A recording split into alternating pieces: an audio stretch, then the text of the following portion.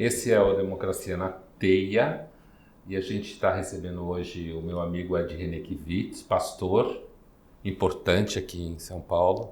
Obrigado Obrigado, prazer, alegria pela visita, estar aqui Ed. com você. Então, a gente conversa aqui sobre comportamento, política, espiritualidade. Ed, eu queria começar te perguntando o seguinte. Hoje se fala muito que tudo é um produto. Do ponto de vista, tudo tem que ser vendido, tem uma dimensão comercial, um marketing. E também se fala que a religião virou um produto. O que você acha disso? Você acha que é um dano para a espiritualidade se as igrejas se preocupam com a dimensão de mercado delas? Eu acho que é um dano, mas acho que é inevitável no mundo que a gente vive.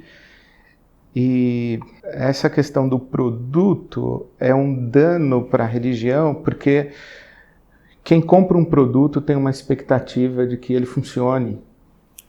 Sim. Então, essa correspondência entre transformar Deus ou a experiência da fé em algo que atenda à minha expectativa é uma inversão da própria essência da experiência religiosa, que é você ser transformado por ela e não você manuseá-la conforme o seu interesse, o que eu quero extrair desse produto. Então é uma contradição de termos, transformar a religião ou Deus num produto.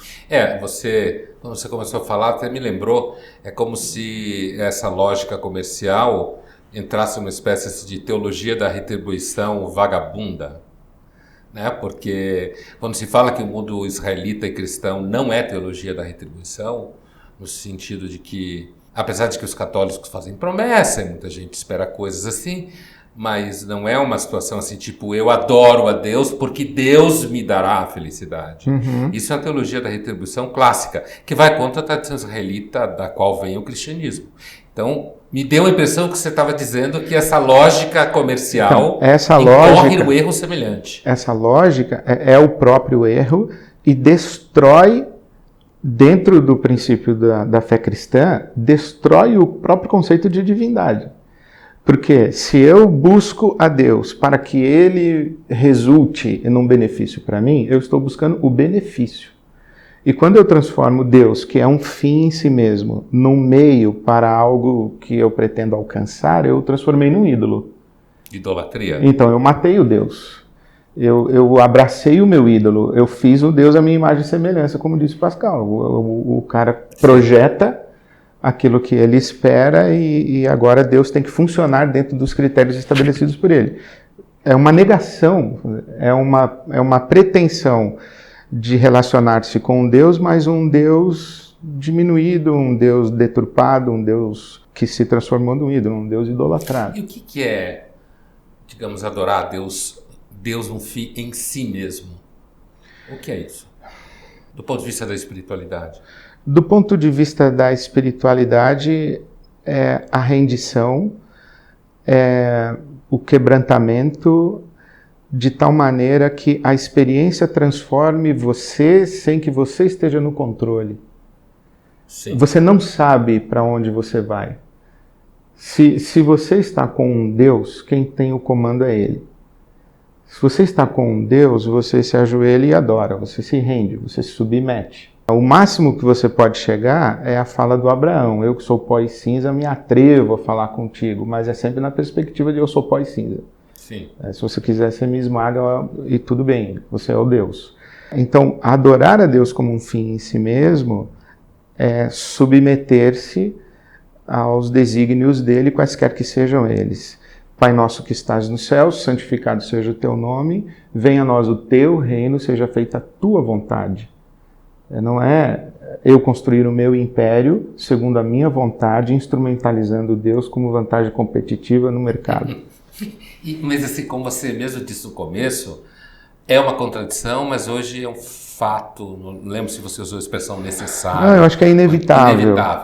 E como é que você vende um Deus desse, assim, que pode te esmagar e com todo o direito? Então, primeiro é a recusa de vendê-lo. O que eu penso que é inevitável, eu acho que tem até um pouco a ver com a índole do cristianismo, que ele é proselitista. Ele quer se tornar universal. Então ele precisa comunicar a sua verdade, falar que o seu Deus é o maior, o único Deus, o resto é ídolo, é Deus falso. Então a necessidade de tornar esse Deus universal implica um processo de venda desse Deus. Por isso que diz que Paulo é o fundador do marketing. O cristianismo ele vem daí quando os primeiros cristãos precisam enfrentar o Império Romano e a cultura helênica e dizer, tem uma coisa aqui que é maior do que isso aí. Então é inevitável por causa da índole proselitista. Mas eu acho que há uma diferença entre fazer um prosélito e testemunhar, fazer proselitismo e dar testemunho. O testemunho é a oferta de um caminho, é o relato de uma experiência, é a partilha de uma percepção da realidade ou de uma percepção do divino. Eu partilho para você o que eu vivo, o que eu enxergo, eu partilho com você, eu relato para você aquilo que eu experimentei. Se faz sentido para você, já é um problema seu. Eu não tenho que convencer você de nada. Sim. Eu não tenho que vender para você a minha experiência, eu tenho que testemunhar a minha experiência. Fazer um prosélito, não. Fazer um prosélito é impor sobre você a minha verdade, é uma relação vertical e novamente, é a negação do evangelho. O prosélito é aquele que tem a sua consciência capturada. Ele se submeteu a um pacote que lhe foi oferecido. O convertido é aquele que tem a consciência sensibilizada, aquele que tem a consciência interpelada, aquele que tem a consciência iluminada, ele não está dominado. Então, é interessante, quando o cristianismo ele opta pelo proselitismo, ele cai nessa religião de mercado. Que vira produto, ainda mais hoje. Quando o cristianismo ele vai pelo caminho do testemunho, que é a mesma palavra para mártir, martírio, ele se torna uma presença na sociedade, como Jesus falou, do sal e da luz. Vocês são sal da terra, vocês são luz do mundo, vocês são forças que estão presentes na sociedade, mas não se impõem.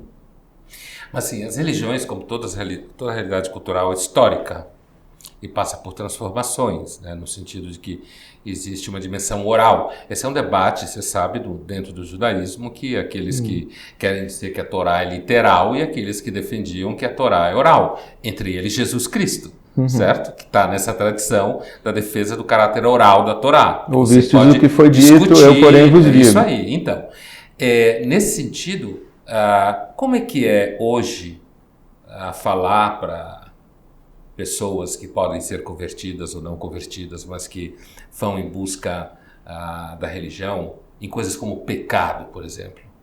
A nossa cultura não é uma cultura muito, assim, tanto arredia a ideia de culpa, pecado, reconhecimento, o próprio reconhecimento da graça, de que as coisas vêm de Deus de graça, e não porque nós a merecemos. Quer dizer, isso tudo não é muito difícil ou não? Ou é a impressão de quem está do lado de fora do negócio? Eu acho que não. É fácil falar disso para as pessoas? Eu acho que dependendo da maneira como você fala e dependendo da sua sensibilidade com a alma humana e com a pessoa com quem você fala. Quando você fala de pecado de uma perspectiva legalista, o pecado como transgressão da lei, essa abordagem eu acho que ela está um pouco defasada. Ela não cabe no nosso mundo. Historicamente datada. Ela está historicamente datada porque uma sociedade de valorização da consciência individual, uma sociedade que a gente está chamando pós-moderna, hipermoderna, seja lá o nome, em que o conceito de verdade como dogma, ele não emplaca mais. Então quando você fala de pecado, olha, como lei, isso complica. Mas quando você fala do pecado como uma vivência autodestrutiva e destrutiva do coletivo, isso está exposto, está explícito. Você está falando que, do ponto de vista legalista, está datado, mas o pecado como uma experiência autodestrutiva. Uma experiência existencial agônica. Uma experiência existencial agônica, eu acho que aí sim. Porque as pessoas, elas têm um sofrimento no sentido de que ou elas têm consciência ou intuição ou um desconforto de que eu não sou tudo que eu deveria ser, eu não sou tudo que eu posso ser, eu não sou nem mesmo tudo que eu quero ser. Eu tenho uma consciência de que há algo mais além de mim que eu não alcanço, há uma condição de ser que eu não alcanço. Isso é pecado. Essa é a condição do pecado. Quer dizer, o comportamento pecaminoso é só uma consequência dessa condição. Na linguagem do Paulo, é miserável homem que sou. O bem que eu quero fazer eu não faço, o mal que eu não quero eu faço. Bom, todo mundo tem essa experiência. É isso então, aí que é o pecado. Se a gente pensa no pecado como uma experiência existencial agônica, por isso que eu pensei no Kierkegaard, quer dizer, então, o melhor formato para se entender o pecado hoje seria numa estrutura psicológica?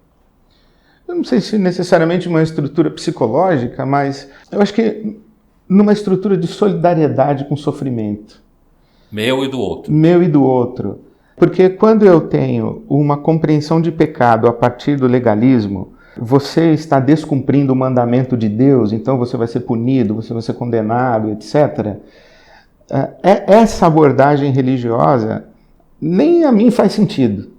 Mas quando eu digo, olha, realmente você não é, como ser humano, tudo que você pode ser ou está destinado a ser, ou tudo que Deus criou você para ser, seja lá como você descreva, e isso traz sofrimento para você. Eu não consegui ser tudo que eu poderia ser? Sim, você sofre. Você traz sofrimento para você mesmo, você traz sofrimento para as pessoas que estão ao seu redor, inclusive aquelas que você ama. Você falha com elas, mesmo sem querer falhar, você falha, você machuca, você fere, você trai, você magoa, você agride, e você quer controlar, é como se tivesse um monstro dentro de você que de vez em quando acorda. E isso faz você sofrer. E eu olho para o seu sofrimento, eu me solidarizo com você, eu não te condeno. Agora, e se eu conseguir, de alguma forma, sair dessa estrutura de produção de sofrimento em mim e nos outros, eu vou ser feliz? Não necessariamente. Porque eu acho que muita gente tem essa expectativa, né? Eu acho... Então, aí a gente volta no começo da nossa conversa. Uhum. A felicidade como o fim e Deus como o meio. Uhum. Eu não curto essa ideia de felicidade, eu acho que eu prefiro, por exemplo, dignidade. Se eu vou ser feliz é outro papo, porque... mas eu vou ser digno, eu vou ser decente, eu vou me olhar no espelho com lucidez e vou minimamente me julgar um homem razoável. O caminho da espiritualidade para mim é esse, é o caminho da humanização, é o caminho Esse é um caminho ético. De eu me tornar ser humano. O cristianismo é ético, então. Sim, eu estava lendo, inclusive nas férias, eu li agora o Tomás Halik, a autobiografia dele. Achei sensacional. E ele diz assim, que o ser humano sem Deus não é inteiro. Então, é uma espiritualidade ética, mas a partir de uma experiência mística, transcendente, de uma relação com o divino, que cada um vai sintetizar à sua maneira. Você fala místico, eu lembro, algum tempo atrás, a gente, na PUC, eu tive, sei lá, durante 10 anos, alguma coisa assim, seminários de mística comparada que eram realizados em Juiz de Fora, Federal de Juiz de Fora, com o meu amigo Faustino. E eu lembro que uma vez tinha um filósofo luterano, amigo nosso, e ele virou para mim e falou assim, pô, Pondé, vocês pedem para mim falar de mística luterano? Né? Então, assim, você falou de experiência mística. Então, essa coisa de que protestante histórico e mística não se conjugam na mesma frase é puro preconceito? De que não há mística no protestantismo histórico? Eu acho que é um reducionismo. É um reducionismo que o protestantismo histórico ele é preponderantemente cerebral, dogmático, catafático e menos apofático, não resta dúvida. Mas sim, e especialmente nos dias de hoje, quando o anseio das pessoas é algo que transcende a racionalidade, não é irracional. Mas a descoberta de que a razão não deu conta e não dá conta nos leva para uma experiência mística, com certeza. Isso é o tombo do Lutero em Erfurt? O famoso tombo que ele bate a cabeça, e daí os pentecostais, inclusive, usam isso como uma espécie de símbolo para dizer que o pentecostalismo teria recuperado a dimensão estética que o protestantismo histórico eliminou. Por exemplo, o Lutero, ele tem páginas da biografia dele em que ele fala com demônios. Isso você entra numa igreja luterana, numa igreja batista, numa igreja presbiteriana, né? As igrejas... Sim. Isso, falar com demônio é uma experiência pentecostal. O Lutero tem isso. Ele tem uma passagem da vida de Lutero que ele está subindo a escada de uma catedral e ele vê um vulto. E ele diz que olha para trás e que é um demôniozinho baixinho. Ele diz, é só você. E continua subindo. Então, ainda foi blasé. Totalmente. Irônico, né?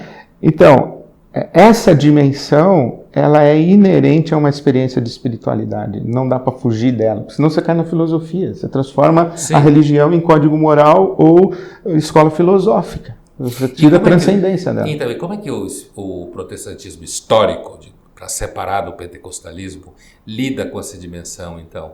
Assim, no dia a dia, os fiéis trazem experiências como essa, o próprio testemunho dos pastores deve ser ancorada, ou é de alguma forma ancorado em experiências desse tipo, espirituais, profundas? Eu penso mais uma vez que é inevitável. Inevitável. Isso vai chegar. O pastor que foi formado num contexto do protestantismo histórico, numa escola de teologia, por exemplo, em que não deu abertura para isso, ele não sabe o que fazer com isso. Daí o êxodo de pessoas para as igrejas neopentecostais. Então, o protestantismo histórico, ele hoje, no Brasil, por exemplo, na Europa, nos Estados Unidos, ele é caracteristicamente um fenômeno de igrejas pequenas, muito pequenas, e que talvez sobrevivem male por uma reprodução, crescimento vegetativo. Porque o Êxodo diz isso, olha, não me catequize mais, isso não dá conta. E os pastores estão sendo chamados a se abrir para essa dimensão e encontrar cada um a sua síntese. Então o protestantismo histórico está tendo que passar por um avivamento? Ele passa, eu acho até que o movimento pentecostal e neopentecostal é o avivamento que é expurgado. Sei. Ele é expurgado. Se ele é assimilado, a igreja explode, digamos assim. Se ele não é assimilado, a igreja se fraciona, se divide e começa uma outra igreja ali na esquina. Mas é inevitável, vai acontecer. O transcendente, o inexplicável, o incontrolável vai acontecer, porque é do real isso, sei lá. Se você vai ficar exposto ao sol, você vai se queimar, não tem jeito. Então, você ficar exposto a Deus, falando de Deus, frequentando uma igreja, lidando com pessoas que falam de Deus e frequentam a igreja 1 hora, Deus vai aparecer para você? Uma experiência mística assim? Bom, daí eu acho que sim. Mas isso é uma declaração de fé. Não, tudo porque bem. Nós estamos no domínio da fé.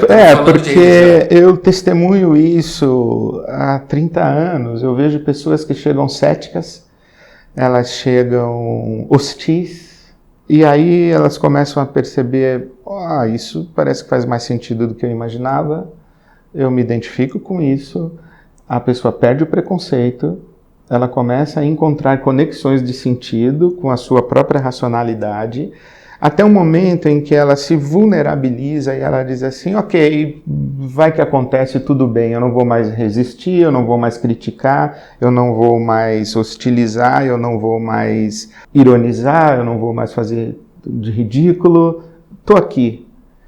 E esse momento daí, se não é a conversão, é a antessala. E assim, e você falou não ironizar e tal, ainda existe, ou existe, sem o ainda, um preconceito por parte das pessoas que não são religiosas, são seculares, com relação ao protestantismo, seja lá que tipo for, que igreja for, que denominação for, é gente assim, pouco inteligente, pouco formada, que não sabe articular pensamento que não seja só uma pregação? Você acha que existe esse preconceito por eu acho que dos existe, seculares? acho que existe o preconceito e existe o conceito. Essas duas coisas. Porque o preconceito, ele é fruto de uma ignorância, não no sentido pejorativo. Eu ignoro, então eu tenho ideias a priori daquilo que eu imagino que seja. Sei. Porque eu ignoro o que é. Então eu tenho preconceito. Isso existe com relação à igreja evangélica, que as pessoas parece que tratam a igreja evangélica como um bloco monolítico, como se ela fosse uma coisa só. Não é, ela é multifacetada. E existe um conceito que é construído a partir daquilo que é visto. Então, a igreja evangélica se comporta hegemonicamente e ela se tornou notícia, ela está na página do jornal todo dia agora, e a partir daquilo que eu vou ouvindo dos atores mais populares, eu vou formando um conceito. Sim. Então existe esse preconceito e existe o conceito não sem razão. Agora, o equívoco é esse que eu estava falando, de achar que a igreja evangélica é um bloco monolítico, que todo mundo pensa igual, que todo mundo é igual, e que é cheio de gente ignorante. O que eu acho uma grande injustiça você pegar o religioso e colocar dentro de um pacote de que ele só crê porque ele é burro.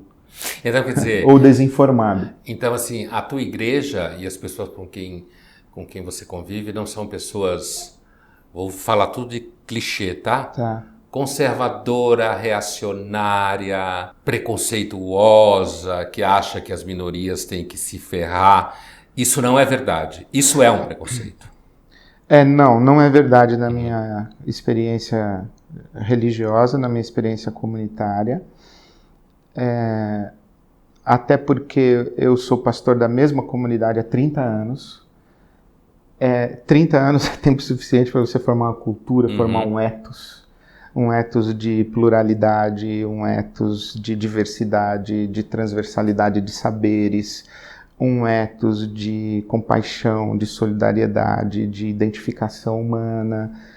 A cultura religiosa que faz sentido para mim e a que eu testemunho com a minha comunidade, como eu estava dizendo, não é uma cultura religiosa dogmática, moralista. Eu fui para um outro lado. Eu fui para o campo da compaixão, da misericórdia, da solidariedade, da parceria humana, para nós nos ajudarmos a sermos gente e sermos sociedade de um jeito mais justo, mais pacífico, mais belo. Então eu acho que eu vivo num ethos religioso mais tolerante, digamos assim, ou que tem mais facilidade de aceitar a diversidade e a pluralidade e tudo mais.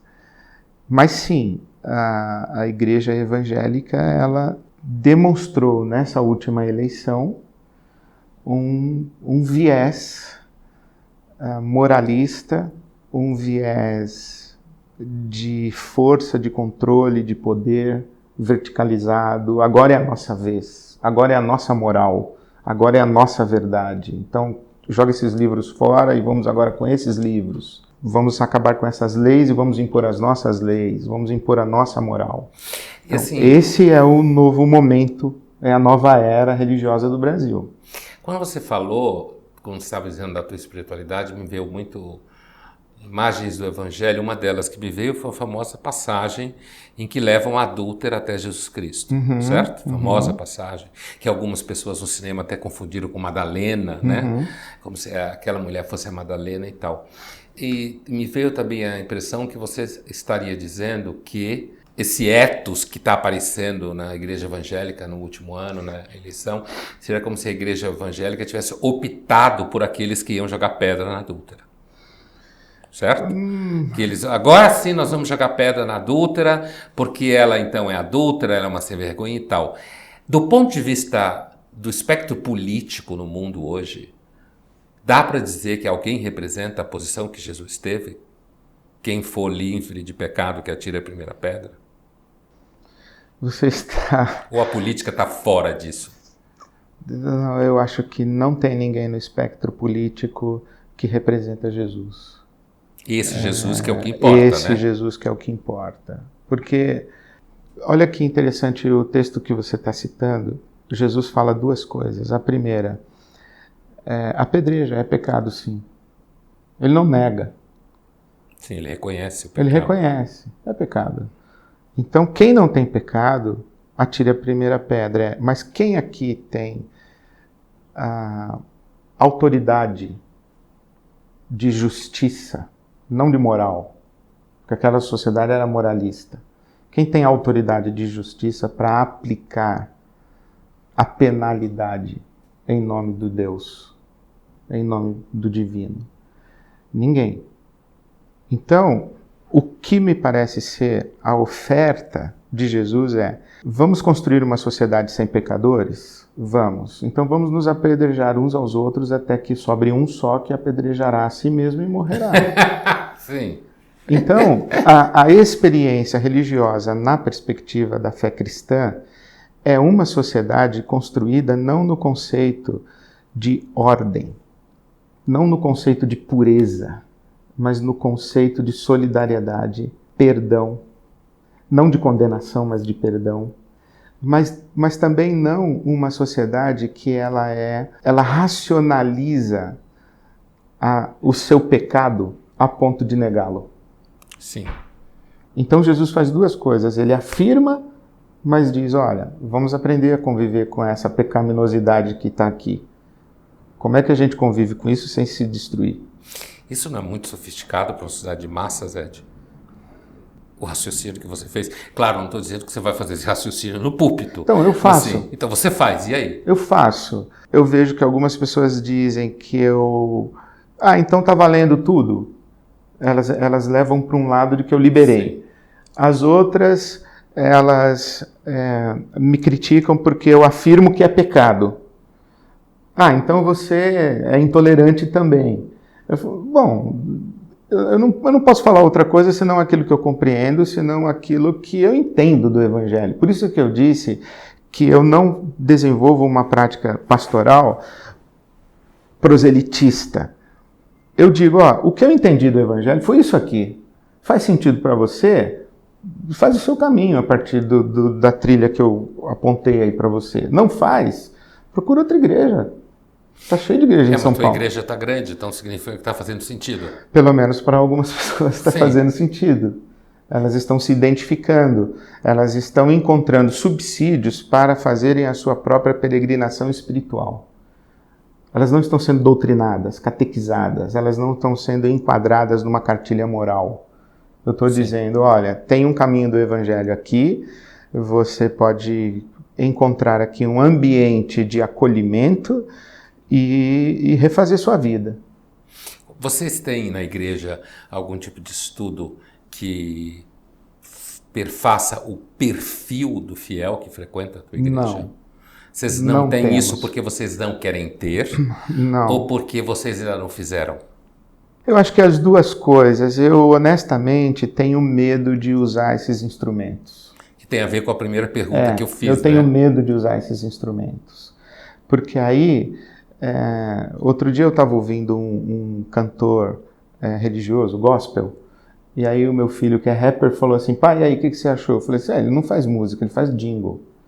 Então, ele produz aquilo que ele acha que o público dele vai consumir. Eu tenho medo de ter determinadas informações na minha mão e começar a construir o meu discurso, a minha elaboração, para atender a demanda do meu público. Sim. Ou potencializar o crescimento. Eu não confio em mim com informações que poderão ser usadas para manipulação.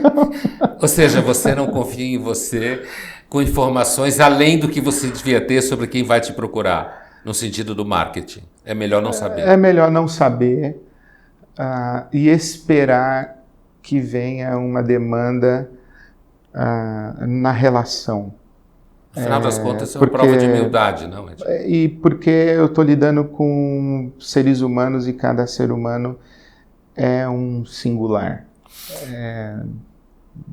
Então, eu não posso pasteurizar meu auditório. Sim, mas reconhecer que talvez a gente deva saber menos o que deve saber para atingir os objetivos de venda, acaba sendo uma forma de humildade, não? Quer dizer, uma forma de resistir ao marketing é sendo humilde.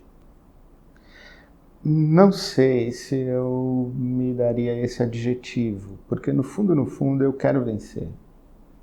Eu quero que todo mundo se converta. Só que eu não quero por aquele caminho. Eu não quero que você se converta e que eu suspeite que você não se converteu, você se tornou um prosélito, porque a minha ação possibilitou isso. Sim. Eu quero me relacionar com você para que, se um dia você se converter, eu vou dizer, acho que o Pondé se converteu mesmo, ou converteram ele, porque... Foi a graça. Foi a graça. Obrigado, Ed. Obrigado. Terminamos com a graça. Nada mais protestante do que isso. Muito bom. Passou rápido de novo, né? Puxa.